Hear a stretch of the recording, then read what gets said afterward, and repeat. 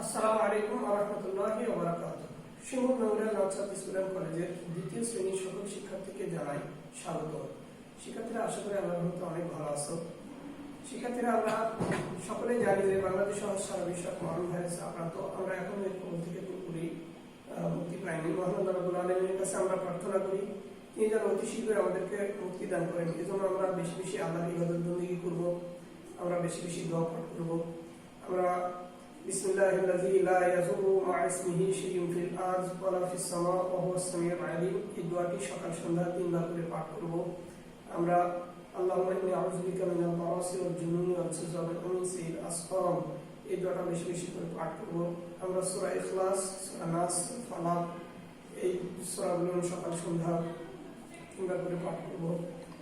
আমরা আল্লাহুম্মা ইন্নী আউযু বিকা মিনাল মারাসি ওয়াল রব্বি আন্নী মাসানিয়াজ যুরু ওয়া আনতা আরহামুর রাহিমিন, এই দোয়াটা আমরা বেশি বেশি করে পাঠ করব। লা ইলাহা ইল্লা আনতা সুবহানাকা ইন্নী কুনতু মিনাজ জালিমিন, এই দোয়াটা বেশি বেশি করে পাঠ করব।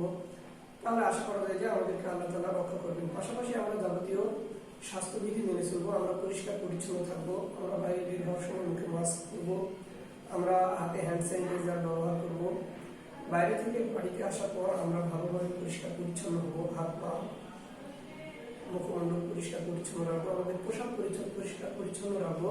তাহলে আশা করা যায় যে মহান রব্বুল আলামিন আমাদেরকে এই খবর থেকে রক্ষা করবেন। শিক্ষার্থীরা আজকের ক্লাস পুস্তকের আছে মোহাম্মদ আব্দুল্লাহ, সহকারী শিক্ষক, ইসলামী শিক্ষা, Shimul memorial Naushad school college, Rajshahi. শিক্ষার্থীরা ক্লাস শুরুর আগেই আমি তোমাদেরকে বিনোদন স্বরূপ একটি ইসলামী সঙ্গীত গিয়ে শোনাচ্ছি।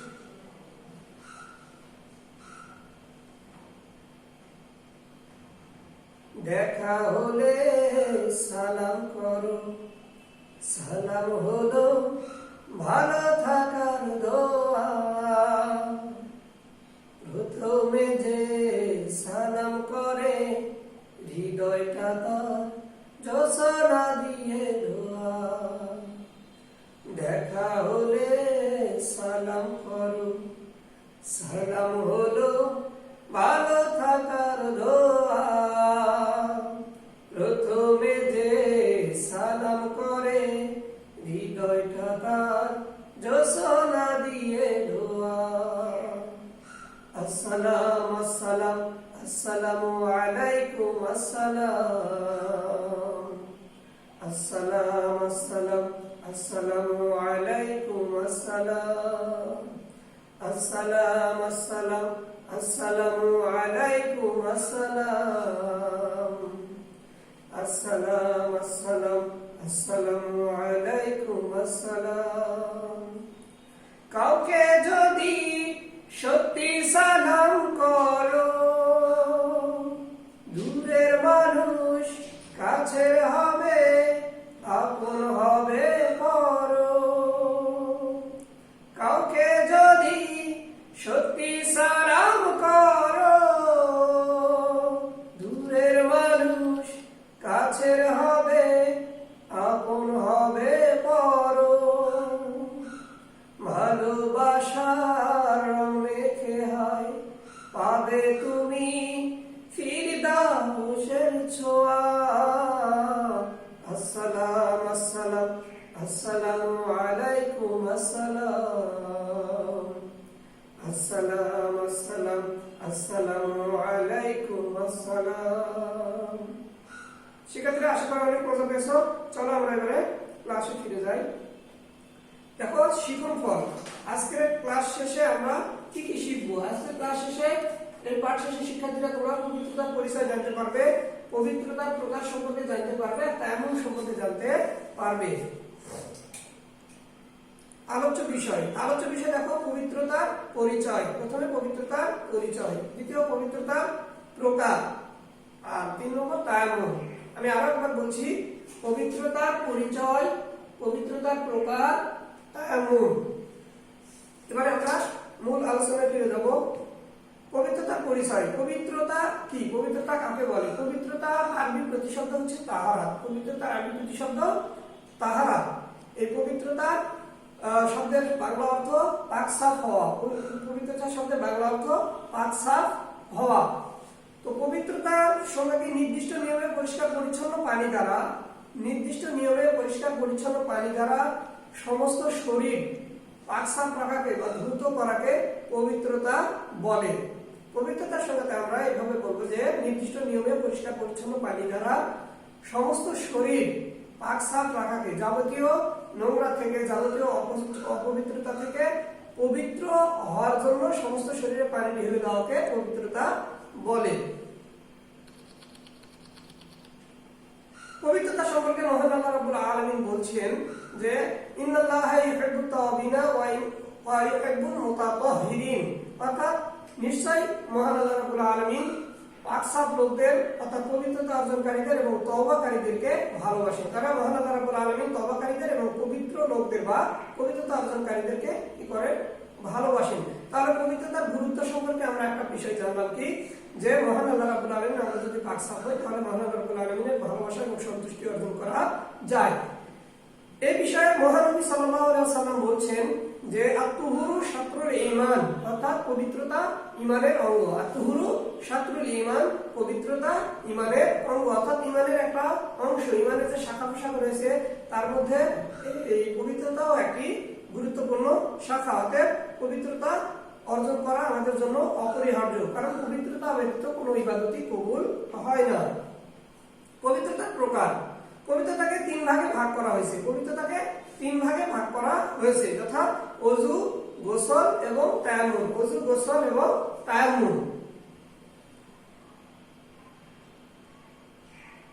পবিত্র থাকার উপকারিতা, পবিত্র থাকলে কি কি উপকারিতা পাওয়া যায়? পবিত্র থাকলে আমরা বিভিন্ন ভাবে উপকারিতা পেতে পারি। যেমন পাক পবিত্র যদি থাকি তাহলে যাবতীয় রোগ জীবাণু থেকে আমরা বেঁচে থাকতে পারবো। পবিত্র থাকলে দেহ মন ভালো থাকবে, লেখাপড়ায় মন বসবে, ফেরেশতাদের সাথে সম্পর্ক থাকবে।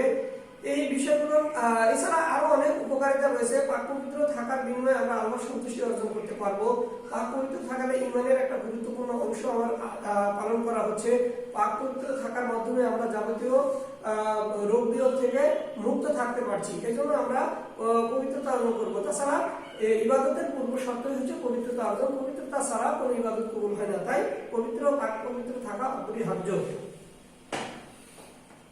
পবিত্রতার তিনটি প্রকারের মধ্যে আজকে আমরা তায়াম্মুম সম্পর্কে জানবো। তায়াম্মুম অর্থ ইচ্ছা করা। তায়াম্মুম অর্থ ইচ্ছা করা। পবিত্রতা অর্জনের নিয়তে বিসমিল্লাহ বলে মাটির উপর দু হাত মেরে, অর্থাৎ এভাবে আমরা মাটির উপরে প্রথমে বিসমিল্লাহ বলে দু হাত মারবো। মারার পরে প্রথমে আমরা কি করব, তাতে ফুঁক দিব। দেওয়ার পরে সমস্ত মুখমণ্ডল আগে আমরা মুখমণ্ডল মাসা করবো, তারপরে শেষে উভয় হাত এইভাবে মাসা করে নিব। এভাবে আমরা তায়াম্মুম করব। তারপরে তায়াম্মুমের ফরজ কয়টি? তায়াম্মুমের ফরজ তিনটি। তো প্রথমে নিয়ত করতে হবে, তারপরে বিসমিল্লাহ বলে পবিত্র মাটিতে দু হাত মারবো। মেরে প্রথমে আমরা প্রথমে আমরা মুখমণ্ডল মাসা করব, তারপরে শেষ কাজ উভয় হাত কবজি পর্যন্ত মাসে করব। এই তায়াম্মুমটা কখন করব? তায়াম্মুম কি যে কোনো সময় করা যায়? না, তায়াম্মুম যে কোনো সময় করা যায় না। তায়াম্মুম করব কখন? যদি পানি পাওয়া না যায় কোনো কারণবশত, অথবা পানি ব্যবহারের কারণে রোগ বৃদ্ধির আশঙ্কা থাকলেই আমরা তায়াম্মুম করব। এছাড়া অন্য কোনো কারণে তায়াম্মুম করা যাবে না। স্বাভাবিক অবস্থায় আমরা তায়াম্মুম করতে পারি না। আর এই তায়াম্মুম করা যায় মাটি বা মাটি জাতীয় সকল বস্তু দ্বারা। মাটি বা মাটি জাতীয় সকল বস্তু দ্বারাই তায়াম্মুম করা যায়। এবারে আসো আমরা পবিত্রতা অর্থ কি এই আমরা যে আলোচনা করলাম, এই আলোচনার আলোকে আমরা যে প্রশ্নগুলো সাজিয়েছি প্রশ্নগুলো দেখে নিই। দেখো, পবিত্রতা অর্থ কি? পবিত্রতা কাকে বলে? পবিত্রতা অর্থ পাক সাফ হওয়া। পবিত্রতা অর্থ পাক সাফ হওয়া। নির্দিষ্ট নিয়মে পরিষ্কার পরিচ্ছন্ন পানি দ্বারা সমস্ত শরীর পাক সাফ রাখাকে পবিত্রতা বলে। তারপরে এখানে হাত ধোয়ার একটা ছবি দেখানো হয়েছে। আমরা এইভাবে হাত ধোয়ার মাধ্যমে পবিত্রতা অর্জন করতে পারি। তারপরে তায়াম্মুম। তায়াম্মুমের নিয়ম কি? পবিত্রতা অর্জনের নিয়তে বিসমিল্লাহ বলে মাটির উপর দু হাত মেরে তাতে ফুঁক দিয়ে মুখমণ্ডল দুই হাতের কবজি পর্যন্ত একবার হাত বোলাবে। অর্থাৎ পবিত্রতা অর্জনের নিয়তে প্রথমে বিসমিল্লাহ বলবো, মনে মনে নিয়ত করে বিসমিল্লাহ বলে মাটির উপর এইভাবে দুই হাত মারবো, অথবা কোনো মাটিতে আমরা দুই হাত এভাবে বসে নিব। নেওয়ার পরে 2 নম্বর কাজটি মুখমণ্ডল আমরা এইভাবে মাসা করবো। দেখো 2 নম্বর চিত্রে দেওয়া আছে মুখমণ্ডল মাসা করবো। তারপরে 3 নম্বর চিত্র আমরা উভয় হাত কবজি পর্যন্ত মাসা করব। এভাবে আমরা তায়াম্মুম সম্পন্ন করব। শূন্যস্থানে উপযুক্ত শব্দটি লিখি। ক, পবিত্রতাকে ড্যাশ ভাগে ভাগ করা হয়েছে। আমরা আগে জেনেছি যে পবিত্রতাকে 3 ভাগে ভাগ করা হয়েছে, পবিত্রতাকে 3 ভাগে ভাগ করা হয়েছে। পাক পবিত্র থাকলে দেহ ও মন ভালো থাকে, পাক পবিত্র থাকলে দেহ ও মন ভালো থাকে, পাক পবিত্র থাকলে দেহ ও মন ভালো থাকে। তায়াম্মুম অর্থ ইচ্ছা করা, তায়াম্মুম অর্থ ইচ্ছা করা, তায়াম্মুম অর্থ ইচ্ছা করা। 3 নম্বরে দেখো সঠিক উত্তরটি খাতায় লিখি। পবিত্র থাকলে কাদের সাথে সম্পর্ক থাকে? পবিত্র থাকলে ফেরেশতা, মানুষ নাকি জিন? ফেরেশতাদের সাথে সম্পর্ক থাকলে। তাহলে পবিত্র থাকলে কাদের সাথে সম্পর্ক থাকে? ফেরেশতাদের। অতএব উত্তর হবে ফেরেশতা।